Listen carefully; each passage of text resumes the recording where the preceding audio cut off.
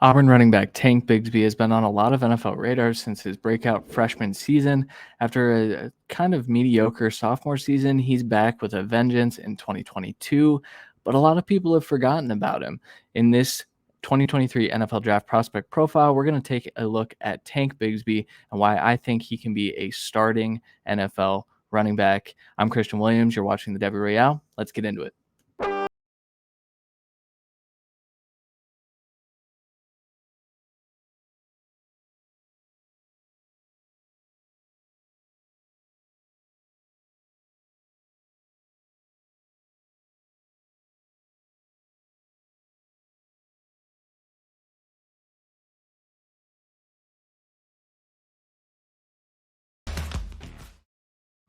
What's up, guys? Welcome back for another 2023 NFL Draft Prospect Profile. We've been doing these for a few weeks, so make sure you like, subscribe, hit that notification bell as well. We put out content every day, so make sure you're not missing out on all the good stuff that we're doing. We do freshman profiles, we do film breakdowns, we do a lot of stuff here at the Debbie Royale, so we would appreciate a subscription, and then that notification button is going to get you all those immediately sent to your phone. So today we are here to talk about Tank Bigsby, the Auburn running back that he's had a very weird career, especially in the Debbie community.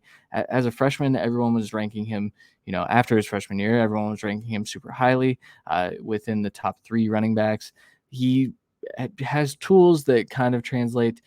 His sophomore year was not good for Auburn, and so a lot of people kind of jumped off the train, off the ship, whatever you want to jump off of. And then this year, a lot of that burst, a lot of that explosion has been back, despite being tied to an Auburn football team that's not very good. So, if you're unfamiliar with these, we dive into the numbers, we talk about the scouting report, we give a pro comparison, and we're gonna just dive right into it. So, by the numbers, 3,857. So over his final 2 high school seasons, that was the number of rushing yards he had. He added, I believe, 22 touchdowns his junior year. He was just a very good running back in high school. Obviously, it earned him a top 5 24/7 sports recruiting ranking. I believe he was the number 4 running back in the nation. He was in Bijan's class. He was in Zach Evans' class as well. And so he was highly touted, and for good reason. We'll talk about some of that in the scouting report. 4.40, his yards after contact per attempt in 2022. He is a tackle breaking machine. A lot of his film is just him making guys miss because people are making contact with him behind the line of scrimmage a lot of the time. Auburn is not good. Their offensive line is not good. And what he's been able to do despite that has been pretty remarkable. And that goes to show in his yards after contact per attempt clip.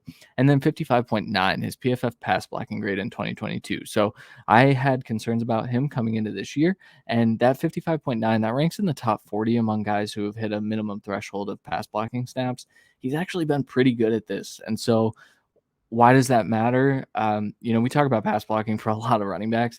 There's a reason that NFL teams draft guys where they do or don't draft them. A lot of the time it's blocking ability and ability to stay on the field for 3 downs. And ultimately, I think Tank might have that. So let's get into a little scouting report of Tank. So strengths, burst, contact balance, footwork, elusiveness sound pretty generic. We'll get into it. On the other side of things, his weaknesses, long speed and hands. Now, don't take that the wrong way. I think he can catch the football. We'll talk a little bit about that in a second here, but I really want to highlight the burst. So, and the burst and the contact balance combined, those are the 2 things that make Tank Bigsby very special.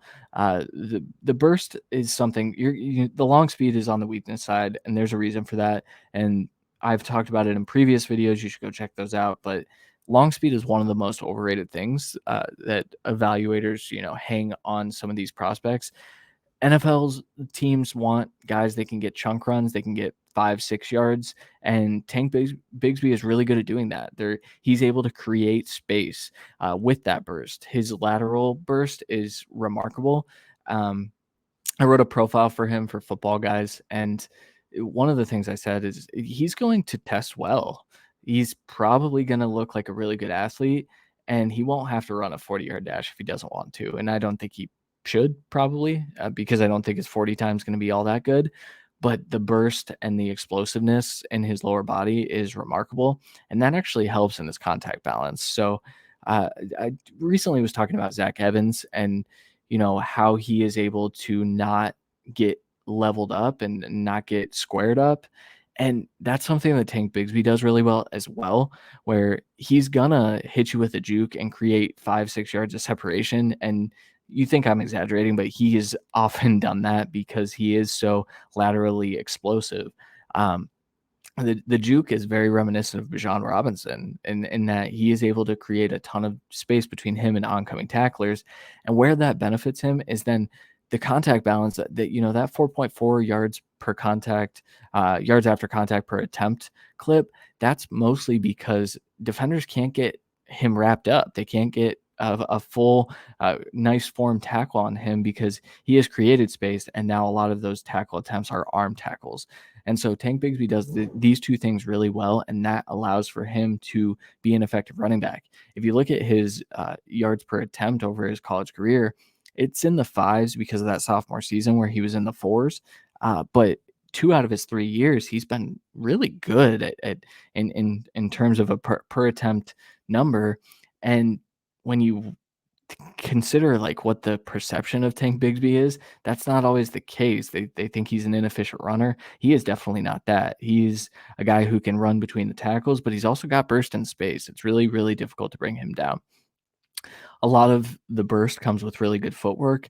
I think one thing I had concerns about him moving into 2022 was the footwork. I thought it got a little sloppy. He got a little antsy behind the line of scrimmage, and he was an impatient runner. And I think that there are reasons for that, right? There, the Auburn offensive line gets him hit far too often, but he's really improved in his footwork this year. He's very uh, concise with his footwork, and that allows for him to burst through holes. It allows for him to burst to the outside because his feet are in working in tandem with his vision and with his patience and things like that. So I think he's really effective in those areas.